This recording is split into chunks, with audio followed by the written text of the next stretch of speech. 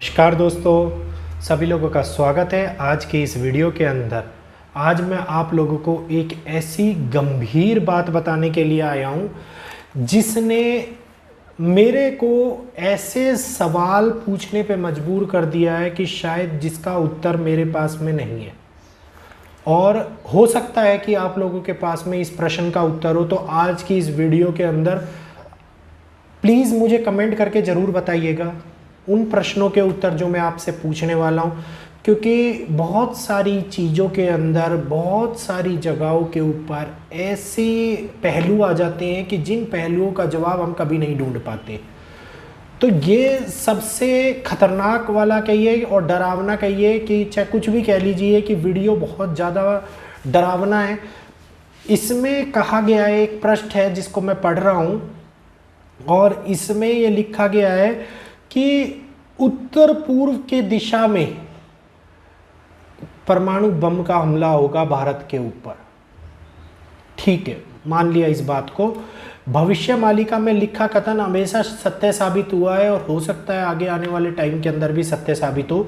लेकिन जो प्रश्न है मेरे, वो लास्ट में मैं आपसे इस वीडियो के अंदर पूछूंगा। ये कहा जा रहा है कि उत्तर और पूर्व की दिशा में जब कल की, और तीसरा कल की दिशा में, मतलब जहाँ पे कल की भगवान होंगे, और ये उड़ीसा राज्य की ओर संबोधित कर रहे हैं कि तीसरा बम वहाँ पर गिरेगा। और अब इसमें सबसे पहला बम जो बोला जा रहा है, जो परमाणु बम बोला जा रहा है, वो न्यू दिल्ली के ऊपर गिरेगा। दूसरा परमाणु बम जो बोला जा रहा है वो पश्चिम बंगाल के काली मंदिर के ऊपर गिरेगा।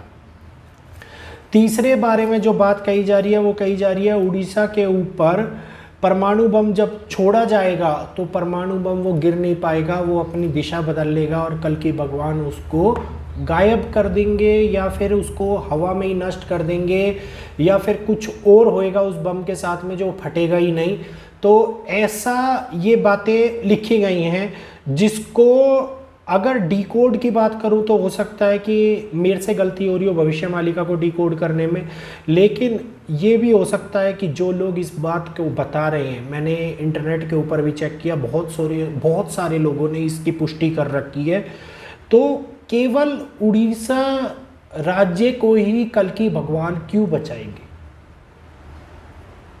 क्या पश्चिम बंगाल का काली माता का मंदिर, जो कहा जा रहा है कि चामुंडा अपने स्थान को जागृत हो जाएंगी और ये जागृत हो चुकी है, जिनकी ओकार सुनाई दे रही है, तो उस मंदिर के ऊपर कैसे बम का प्रहार हो सकता है? कैसे भारतवर्ष के अंदर अलग अलग श्रेणियों को बांटा जा सकता है, जब ये भी कहा गया है कि कलयुग का अंत होने से पहले? तथ्यों को सुनिएगा, और ये बातें मैं स्वयं अपने मन से नहीं कही। जो ये बम गिरने वाली बात है, ये भविष्य मालिका में लिखी गई है, और बहुत सारे लोगों ने तो इसके ऊपर वीडियो बना भी रखी होगी, क्योंकि इंटरनेट के ऊपर जब मैंने सर्च किया तो मुझे मिली है। तो आप लोग देखेंगे तो आप लोगों को भी मिल जाएगी। 2024 के अंदर शुरू हो जाएगा वर्ल्ड वार, ये बात कही गई है। इस बात को मैं 100% मान लेता हूँ, और ये भी मान लेता हूँ कि वर्ल्ड वार ऑलरेडी शुरू हो चुका है। किस प्रकार से शुरू हो चुका है, इन तथ्यों को भी आप लोगों के सामने रख देता हूँ ताकि जवाब देने में आपको ईजी रहे। स्वीडन के बारे में आपने सुना ही होगा, उसमें कुरान की प्रति जलाने पर कितना बड़ा विवाद हुआ था। तुर्की ने ये बात बोली कि आप अगर माफ़ी मांग लेंगे स्वीडन से तो हम इस विवाद को यहीं पे ख़त्म कर देंगे।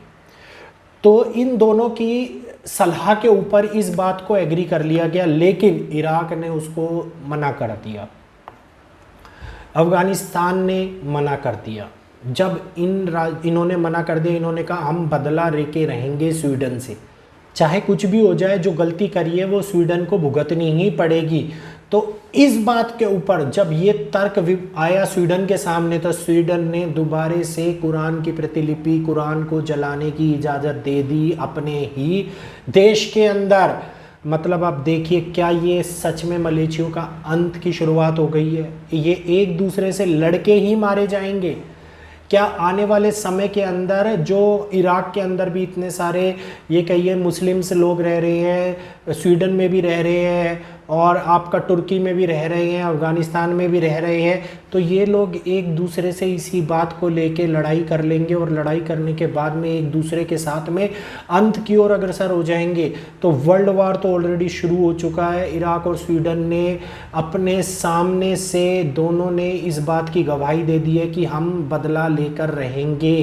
तो जब ये घटनाक्रम आगे बढ़ेगा तो वर्ल्ड वार की स्थिति आप लोगों के सामने निकल के आई जाएगी। और अंत की शुरुआत में ये हकीकत की बात है कि उस मलेच्छों का अंत होना शुरू हो गया है। और ये जो मुद्दा है ये यहीं थमने वाला नहीं है। मैंने बताया था गुरु चंडाल जाते जाते कुछ ना कुछ इस दुनिया के अंदर बड़ा करके जाएगा। तो वो ही समस्या अब आप लोगों को देखने को मिलने वाली है और आप लोगों के सामने आने वाली है। तो रही बात 2024 के अंदर जो परमाणु बम के हमले की बात की गई है, तो परमाणु बम के हमले के अंदर अगर उड़ीसा राज्य की बात कर रहा था मैं, तो जब कलयुग के अंत के समय में नर नारायण पर्वत हिमालय में आने वाले भूकंप से, अभी आपने देखा होगा हिमालय में आने वाले भूकंप से जब नर नारायण पर्वत मिल जाएंगे तो 2 धामों का अंत की बात करी गई है, जिसमें से एक धाम है केदारनाथ धाम और जो दूसरा धाम है वो है जगन्नाथ धाम। जगन्नाथ धाम को ये बोला जा रहा है कि समुद्र का जल स्तर बढ़ जाएगा और जिस कारण से जगन्नाथ धाम पानी में डूब जाएगा। और पानी में डूबने के कारण यही नहीं, इसके आस पड़ोस के 27 गांव और पानी के अंदर डूब जाएंगे, जो यहाँ से फिर इसके बाद में जगन्नाथ जी छातिया बट नामक स्थान के ऊपर स्थानांतरित हो जाएंगे और वो वहाँ पे चले जाएंगे। इस बात की पुष्टि भविष्य मालिका में कर रखी है। और छातिया बट नामक स्थान के ऊपर मंदिर का विकास लगातार चल रहा है, क्योंकि ये पता नहीं है कब जगन्नाथ जी के आने का समय हो जाए, इसलिए वहाँ पे विकास कार्य रोका नहीं गया है। तो अगर ऐसा कुछ होगा तो उड़ीसा राज्य के ऊपर बम गिरने वाली बात को कल्कि भगवान क्यों रोक देंगे? क्या कल्कि भगवान इतने सारे मणिपुर में घटनाएं घटित हो रही हैं, देश के और हिस्सों के अंदर घटनाएं घटित हो रही हैं, उस टाइम पे हम लोगों के सामने नहीं आएंगे? केवल उड़ीसा के अंदर ही अगर कुछ होगा तो इसके अंदर हम लोगों के सामने आएंगे?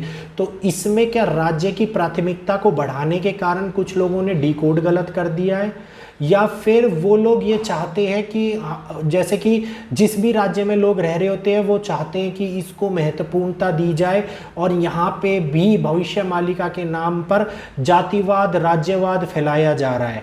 तो इस बारे में यहाँ पे एक बहुत बड़ा क्वेश्चन मार्क मेरे आगे खड़ा हो गया कि केवल उड़ीसा पे जब तीसरा बम गिरेगा तभी कल्कि भगवान क्यों रुकेंगे? क्या वो पश्चिम बंगाल के लोग उनके अपने नहीं हैं? क्या न्यू दिल्ली के लोग उनके अपने नहीं हैं? या भारत के अंदर केवल और केवल उड़ीसा राज्य के लोग ही उनके अपने हैं? तो इस बात को मैं नहीं समझ पाया हूँ। अगर आपके पास में इस बात का जवाब हो तो प्लीज़ जवाब दीजिएगा, मुझे कमेंट करके ज़रूर बताइएगा। क्या ये डिकोडिंग गलत हो रही है या भविष्य मालिका के नाम पर फैलाई जा रही ये झूठी बातें, क्या लोग इसको मानने के लिए तैयार हो गए हैं? तो और सबसे बड़ी बात, जाते जाते एक बात और बता देता हूँ। आजकल मैं आप लोगों के कमेंट में से ही टॉपिक उठा के वीडियो बना रहा हूँ, तो प्लीज़ सभी लोग सोच समझ के कुछ ऐसा कमेंट किया कीजिए जिसके ऊपर वीडियो आए तो आप लोगों को अच्छा भी लगे और आप लोगों को जानकारी भी मिल पाए। अगले टॉपिक के बारे में पहले से ही बता देता हूं, क्योंकि जब और चैनलों पे वीडियो आ जाती है तो लोग कहते हैं कि बताया नहीं था। दोस्तों, एक बहुत बड़ा तूफान दोबारा से दस्तक दे रहा है। कल मैंने उसकी डिकोडिंग कर ली है वेद एस्ट्रोलॉजी के माध्यम से, ग्रहों के नक्षत्रों के माध्यम से कौन सी जगह के अंदर अलर्ट हो सकता है, कौन से राज्यों में। आपने शायद वो वीडियो देखी होगी मेरी 9 राज्य रेड अलर्ट, वो ही वीडियो सत्य होने वाली है और ये वीडियो उसी के साथ में लिंक करेगी।